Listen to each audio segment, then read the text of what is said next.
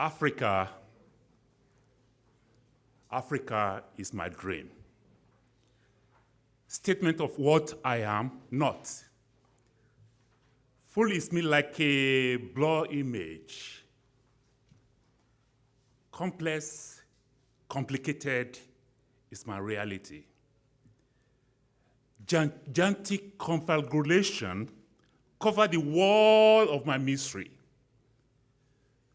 Powerless is my helplessness, at mercy of others. Good morning to you all.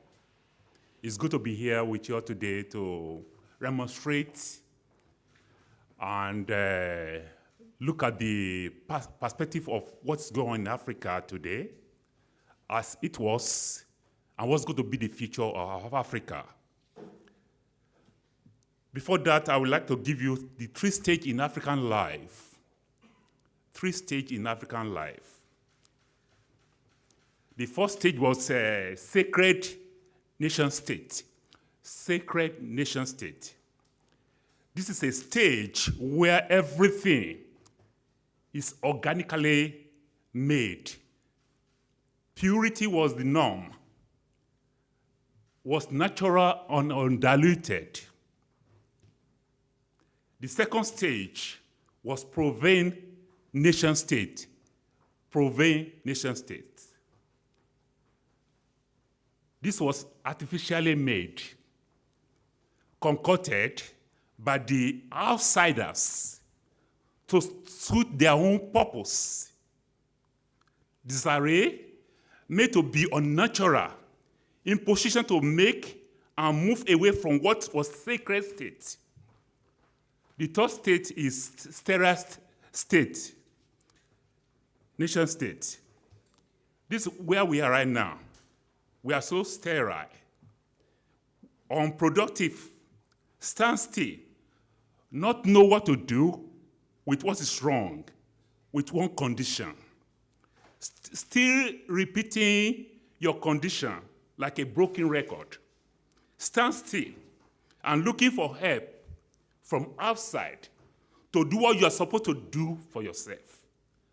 That's the sterile state we are. And before I continue, I would like to throw some questions to you, to this forum. Put in your mind, ingest it and digest it. Why is Africa, state nations of today, still chasing the shadow of development after more than 50 years of independence from the imperial states? Why the prevailing nature of distrust and mistrust affecting institution building in Africa? Is the concept of Western democracy good for nation building in Africa?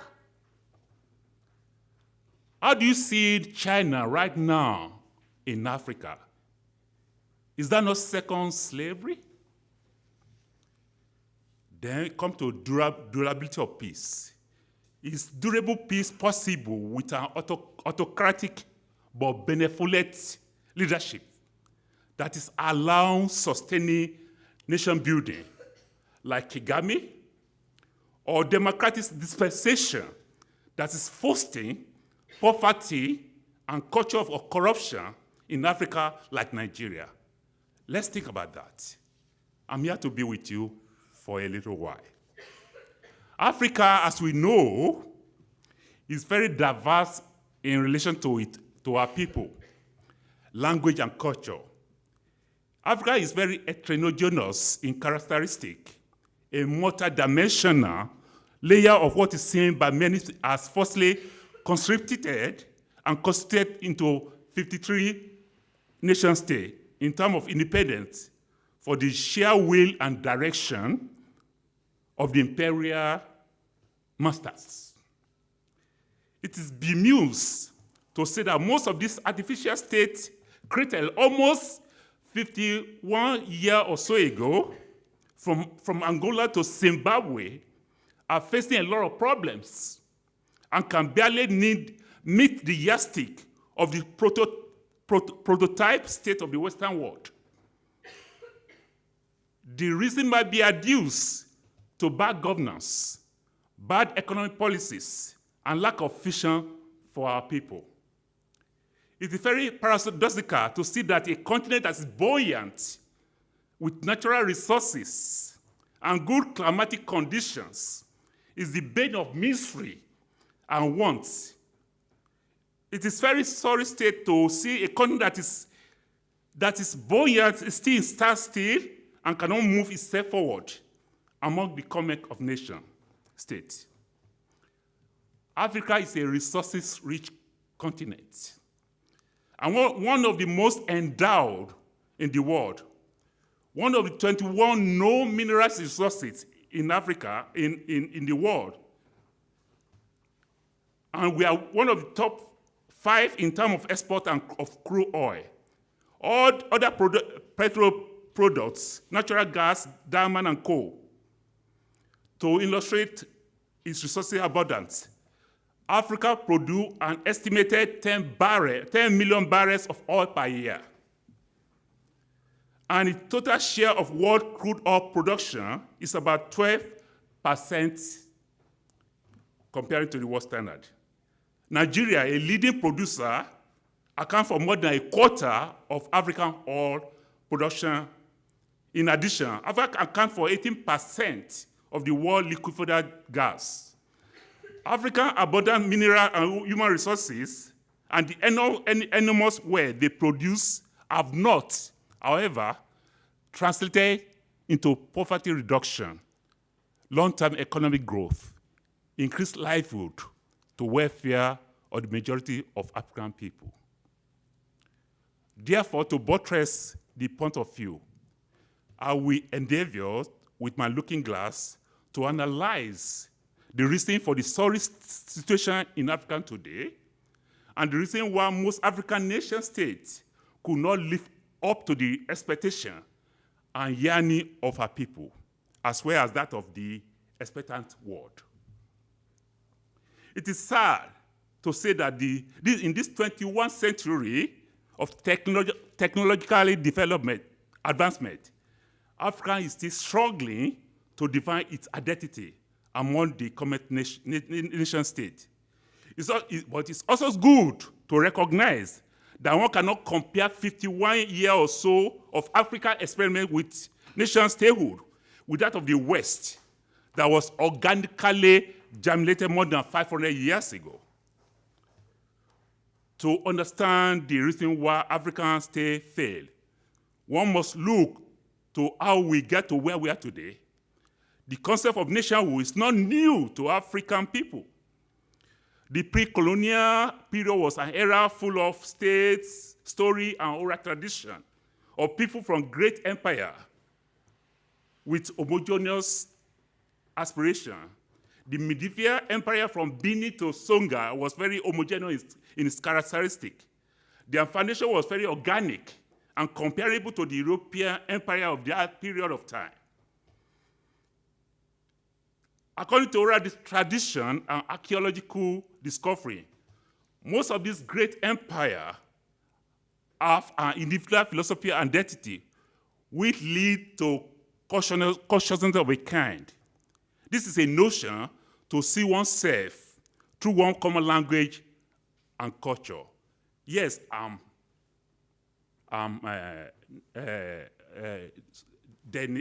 Danish, I'm Swedish, I'm German, I'm this and that.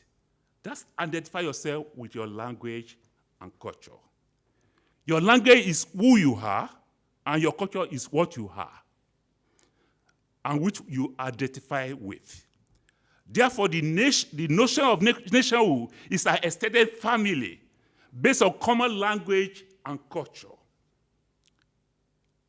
Here again, the notion of nationhood is an extended family based on language and culture. The boundary is drawn by the ethos and norms of your language and your culture. You cannot move beyond that. It is in you, you are in it. Thus, an Ashanti person will always be an Ashanti. A Yoruba person will always be a Yoruba person. I would not like to see beyond the Ashanti-looking glass, for his worldview is enough for him to appreciate and admire. Therefore, African concept of nationhood is more communal, agricultural-based, and not hegemonic in its structural foundation. African kind of nationhood did not feature in conquering others and impose their cultural values on them, nor did they colonize anybody, for their worldview is enough for them to see. The inclusion of Europe into Africa through exploration and adventure disrupt the organic stage of our life. We move from sacred institution, which is very organic, into a province state. This contact not only destroyed the foundation of Africa's national identity, also blocked the vision to grow,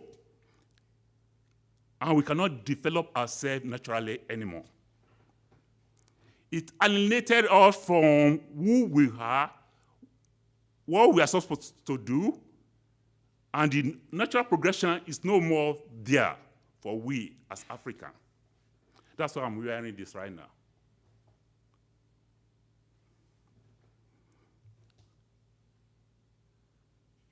The colonial mentality came through exploration of the European to Africa. And the first front for imperialism was the missionaries, explorers, and the traders. All this came before the establishment of a Western type of nation state in Africa. The missionary motive was not only to convert the Africa to Christianity, but also with the assistance and financial backing of both the trader and the explorer to civilize the quote unquote, the unquote people by imposing the Western tradition. This destroyed the African spirituality and their value system. British missionaries and traders pressurized their home government to extend the colonial boundaries inland as a means of protecting their interests and get against French and German competition. Therefore, the impact of the scramble and partition for Africa by the European colonial power in 1884 cannot be underestimated on African identity crisis. It alienated them from their cultural heritage, undervalued their language, and underdeveloped the African personality.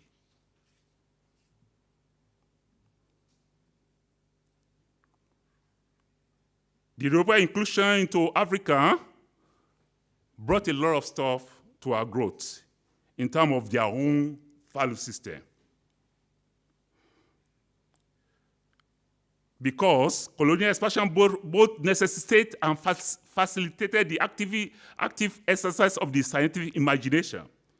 It was through the discovery, the seeking, surveying, mapping, naming, and ultimate processing of new region that science itself could open up new territory of conquest.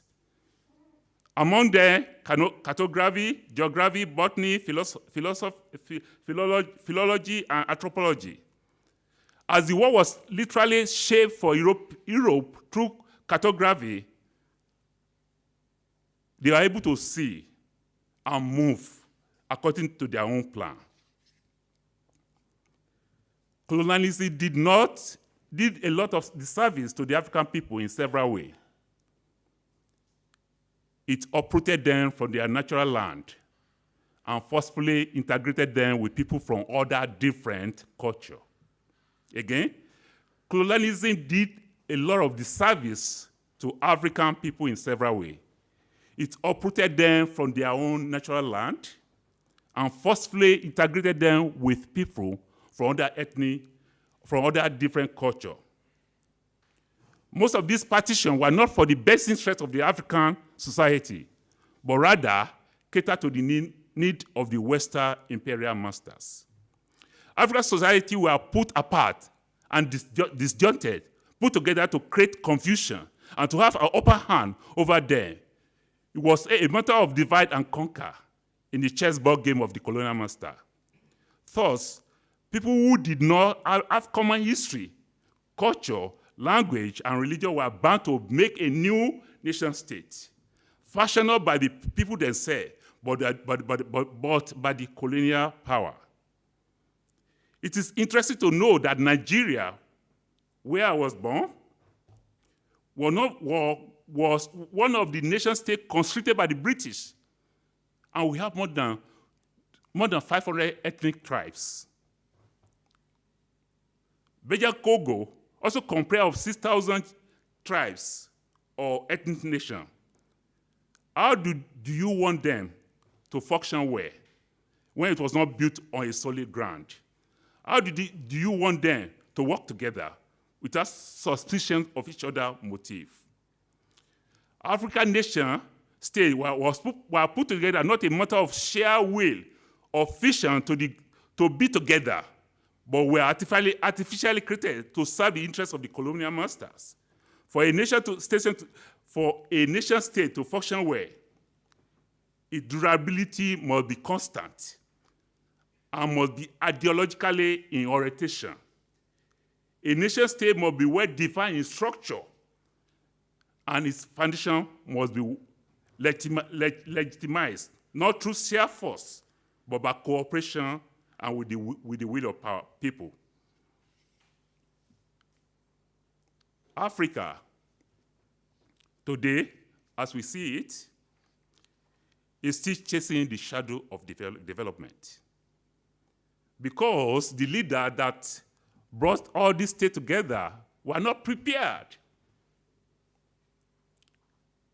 They were not prepared to take over from the prophet state.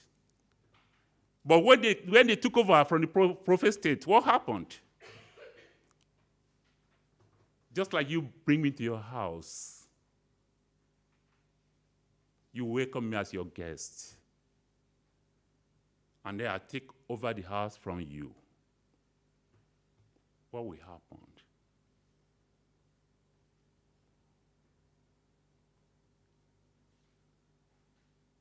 I don't know how you organically book your house. So how can I be able to manage the house? That's what happened. Our leaders took over from the prophet state creators. They are so happy, drunk with power. Everybody went their own way. Liberation become, it is me. This is my time. I'm Yoruba. I'm Igbo. I'm Shona. I'm Indibele. I'm Zulu. This is my time for my own people. Just think about that. Just think about that narrative. How can a state function in a natural capacity? When that happens, it makes us to be wasting our energy that we are supposed to use to build the nation state without to settle these political scores. And that's what happened in Africa today.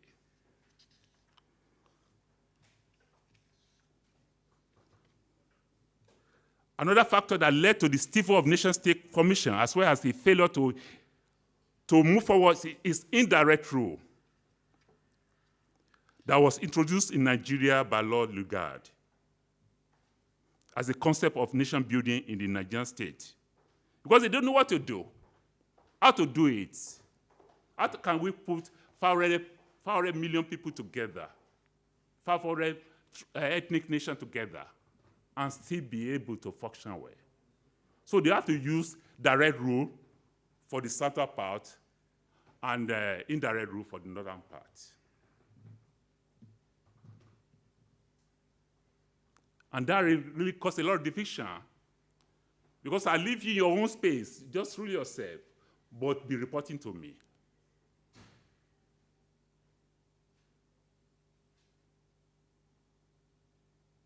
I give you the autonomy to rule yourself, but you still have to report to me.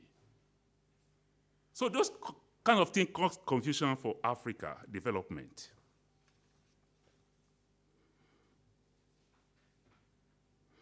So durability of nation building is in post-colonial time was sold at the expense of ethnic rivalry and jingoism.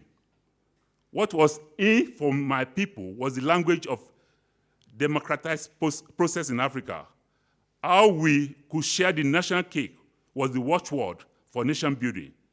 This does not argue well for growth and development, but rather it breeds corruption, patron clientelism, patrimony, and neo-patrimony. The failure of the African nation state is not because of lack of cohesiveness in the unity of or lack of national ideology. It failed because the rule base of its nationalism stem was wrapped under the guise of ethnicity. I've been to Denmark, I've been to Norway, I've been to Sweden, I've been to Poland, and I'm in Germany right now. Everything was written in their own language. I cannot even read some of it. And the first thing anybody will speak to you is not English, it's German. And later, when they see that you don't understand the language, then they turn to English. That's the spirit of nationalism, which we don't have in Africa. And how can you grow or move yourself forward with somebody else's language? Now, most of the African countries are trying to learn Mandarin and trying to compulsory it in a secondary school or in a primary school. Now, Chinese people are taking over.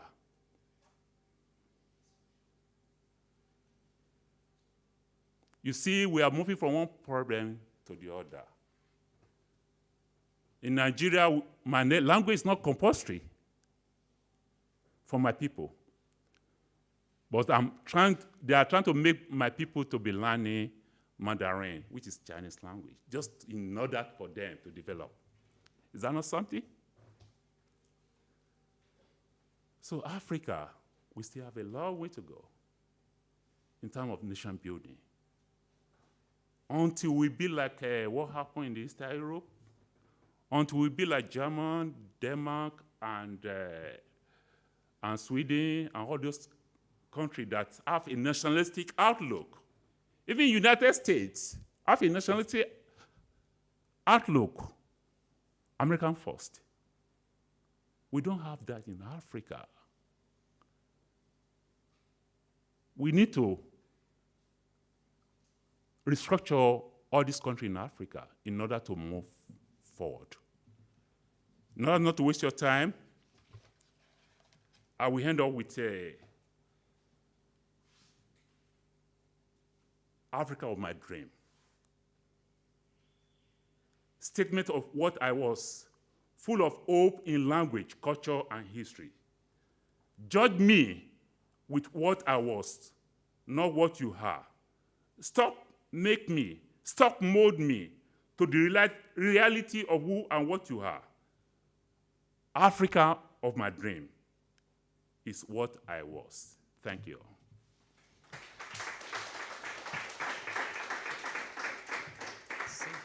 Thank you so much. If we have any questions, please. Yeah. Your speech was quite impressive. Thank you very much.